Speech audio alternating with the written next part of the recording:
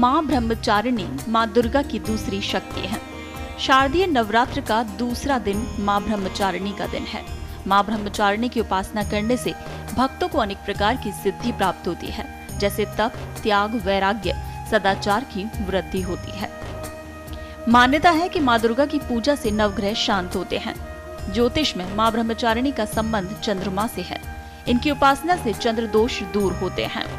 तो माँ ब्रह्मचारिणी की पूजा का मुहूर्त, विधि, भोग मंत्र और कथा हम आपको बता रहे हैं। अश्विन शुक्ल द्वितीया की तिथि जो है वो आज सुबह 12:32 से शुरू होकर कल 17 अक्टूबर को प्रातः 1:13 तक है।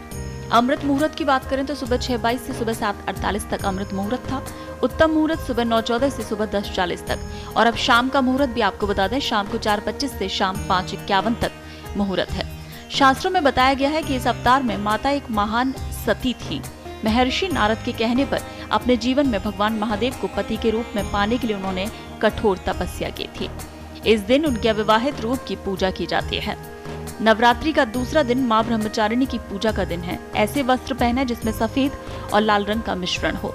सफेद रंग का कमल चढ़ाएं। इस दौरान ह्रीम का जाप करें, माता की कथा पढ़ें और अंत में आरती कर दें। वहीं माँ ब्रह्मचारिणी का प्रिय भोग शक्कर और पंचामृत है।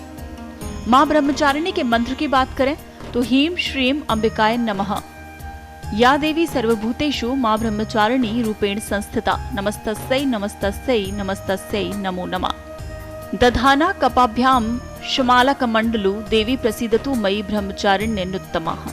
नवरात्र के दूसरे दिन माँ दुर्गा के देवी ब्रह्मचारिणी की पूजा करने का विधान है। माँ ब्रह्मचारिणी के दाएं हाथ में माला और बाएं हाथ में कमंडल है।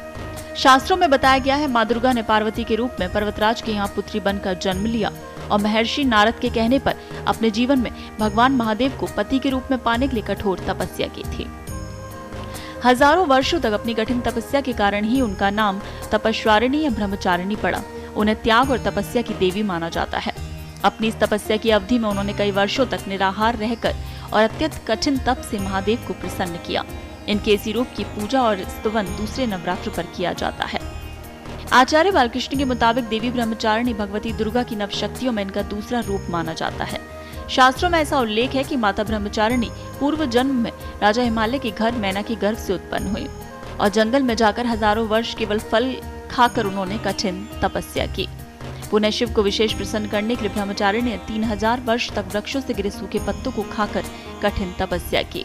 ब्रह्मचारिणी की उपासना और आराधना करने से भक्तों को अनेक प्रकार की सिद्धि प्राप्त होती है, जैसे तप, त्याग, वैराग्य, सदाचार इत्यादि की वृद्धि होती है। इनकी कृपा से भक्तों को सर्वत्र विजय की प्राप्ति होती है और जीवन की अनेक प्रकार की परेशानियां भी समाप्त हो जाती हैं।